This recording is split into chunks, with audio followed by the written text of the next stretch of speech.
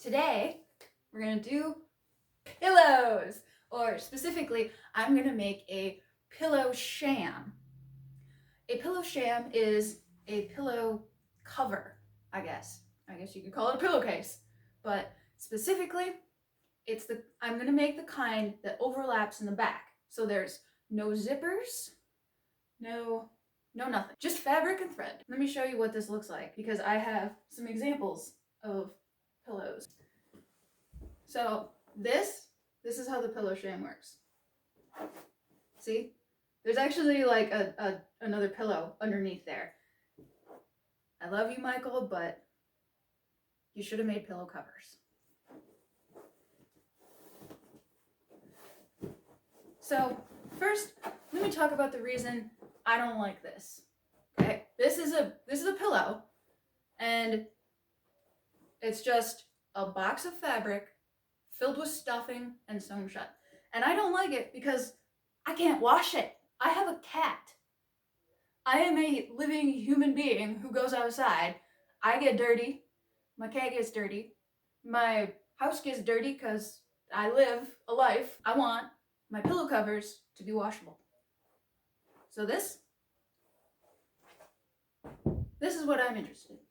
I made these a few years ago to cover those pillows. It's not that I don't like the fabric. The fabric's lovely, Michael. I just don't like that they're not washable. Pillow goes in here. The two edges of the backside fold over so the pillow isn't shown. That's what this is about. This guy, we're gonna talk about this one now. It is washable because this is a cover that goes over a pillow. However, it is secured by a zipper. Why is this problematic? I mean, it's not if your pillow is purely decorative, but I do like to snuggle up with my pillows.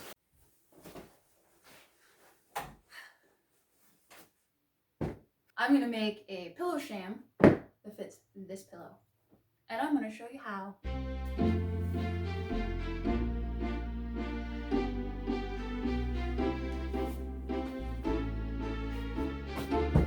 The first step is, of course, to measure the pillow.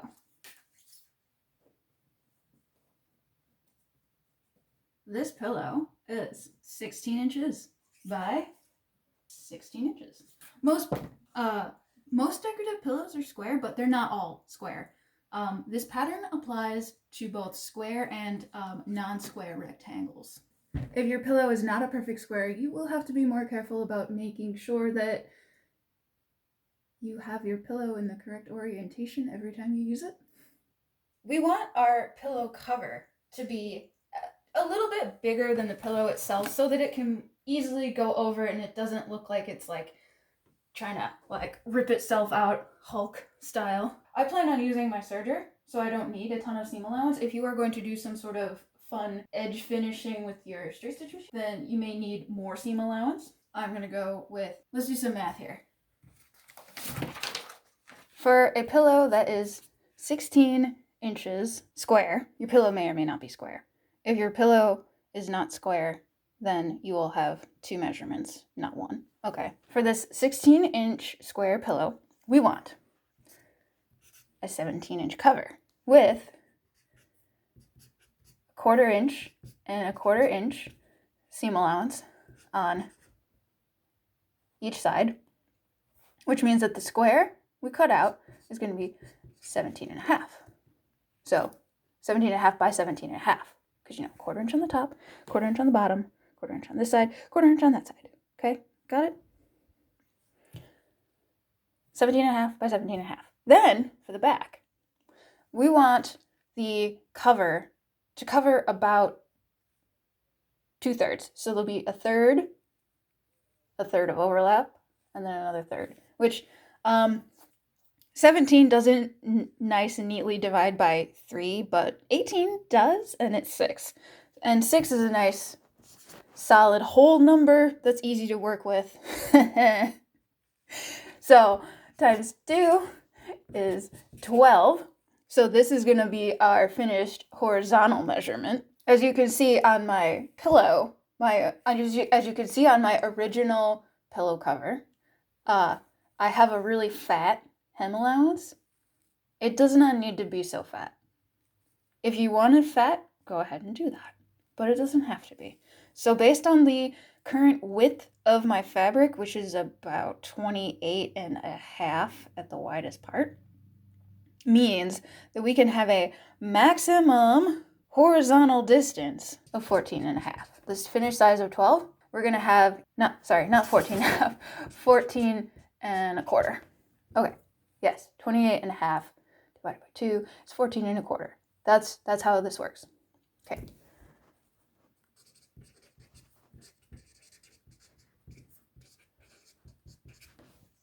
Okay.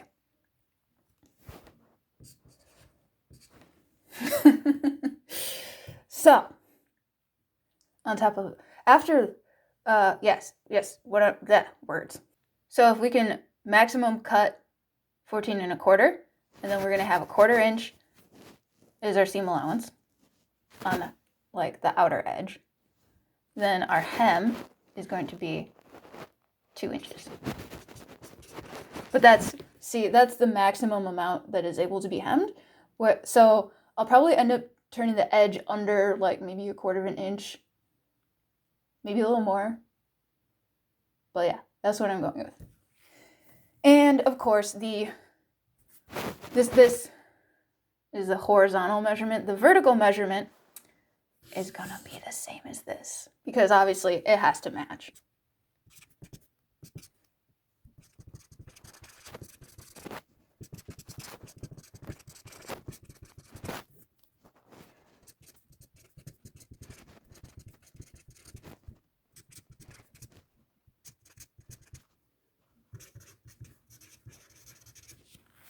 There we go.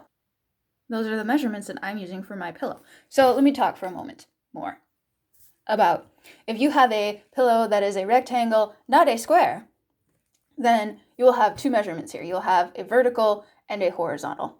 And I'm going to use a big fat Sharpie because I hope that you can see it. I would not normally advocate for using a big fat marker, but I want to make sure y'all can see it. I'm going to start drawing my rectangle by drawing a line, like just in from the selvage, because I don't want the selvage in here. So I'm going to square up, making a perpendicular line by lining up the dots on the ruler, or the lines on the ruler, depending on what kind of ruler you have, with the line that I just drew.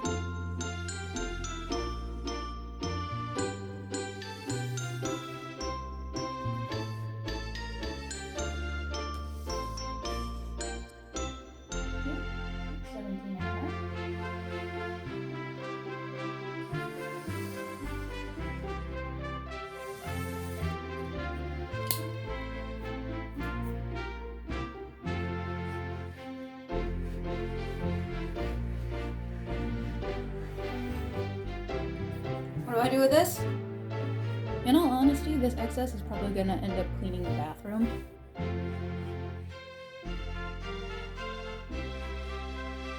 The last thing I'm going to cut out is a little piece of decoration. I want 2 pine trees on my pillow out of this leftover scrap of greenish suede, faux suede fabric.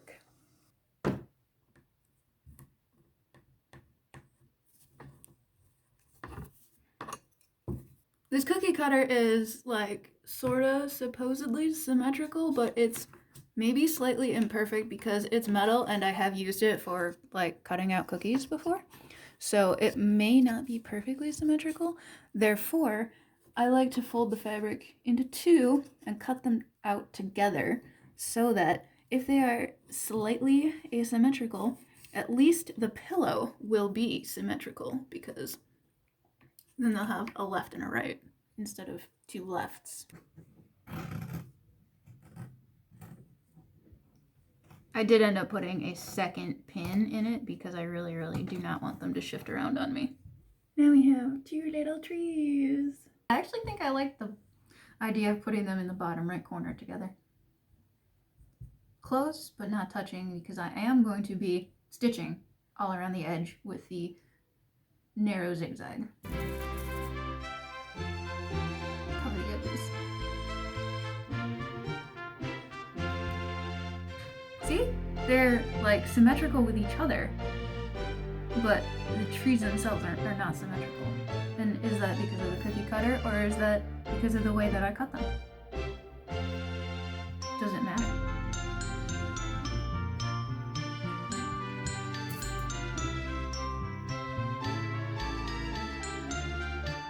I like pine trees.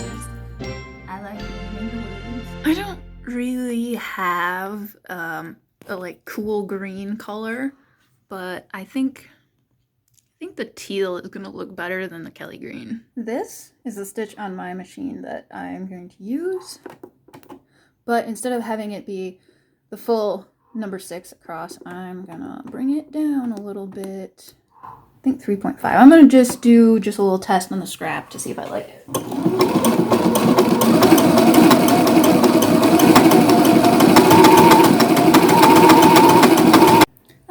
I do. I think this is an appropriate level of thickness. Due to the fact that this is not a straight object, I may not be able to go super fast. So we'll see what happens.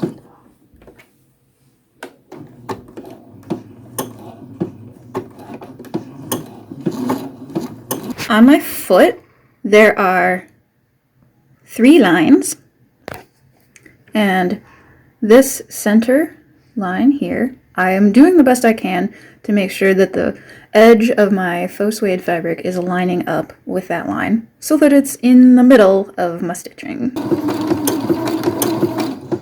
Got the first one done. I think it turned out pretty well. My fabric is a plaid, and it might look funny if like they didn't line up, so I'm going to make sure that this, where I cut, actually, is the edge that folds over. Alright, this is the edge I'm going to fold over. Okay, so I said 2 1/4, so that's where I'm going to pin it at.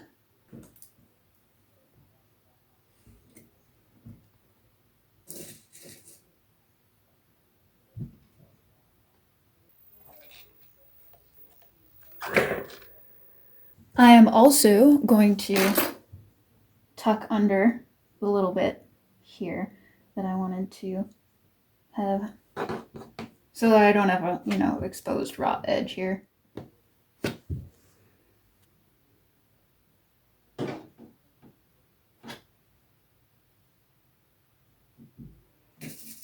And now I'm gonna hem it just like I'd hem about anything else.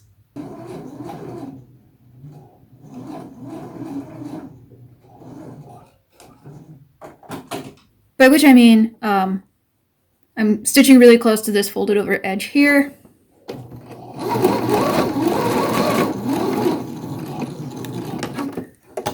Pulling out the pins before I sew over them.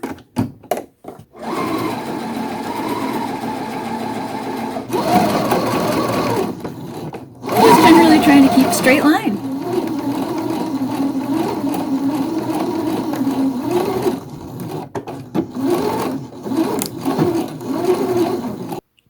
That's what it looks like on the inside. That's what it looks like on the outside. I need to decide which hem I did a better job on. And that's the one that's going to be on the outside. I think it's this one. Which means that this one's going to go on top. And it's going to look like this when you look at it from the back. I set the front on top, face down. So, and then I'm going to flip the whole thing over. Because I want to make sure that this all lines up, the corners and everything. Because the whole point is that the front and the back are going to be the same size. It's just that the back happens to be 2 pieces. Since this is a supremely easy rectangle, I may go straight to the serger. But if you would like to, you can use your straight stitch to stitch all the way around it before you go to the serger.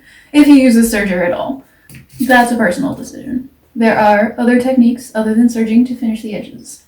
If it is ever so slightly imperfect, don't sweat too much. You just trim that off. My serger is a little bit old and finicky, so I just kind of always do a little test before I start sewing on my project every time I rethread it. Yeah, that's what we want it to look like.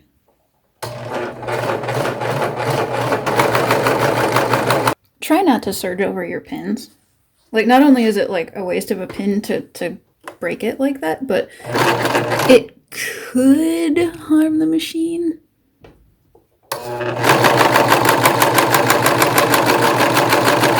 It will definitely dull your blade, and then you'll have to replace them more often. When I come to an exterior corner, I typically just serge right off and then make a little loop and come back. This can be cut off or tied, depending on how secure you would need it to be.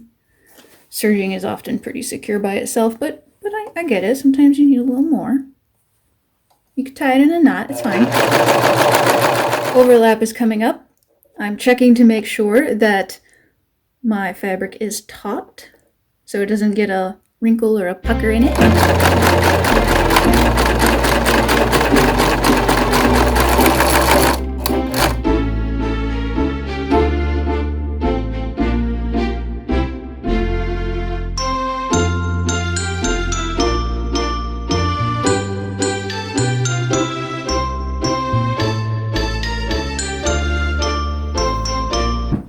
Ah, yes. Pillow. Like and subscribe, or I'm gonna hit him with the pillow. What do you think of that, Molly? Come on. Oh, it was cute.